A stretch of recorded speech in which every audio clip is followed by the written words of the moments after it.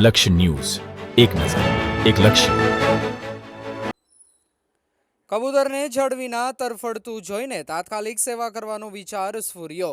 માલગઢના collegian યુવકોએ પક્ષીઓ માટે ઘરે ઘરે જળ કુંડી વિતરણનો નિર્ણય કર્યો.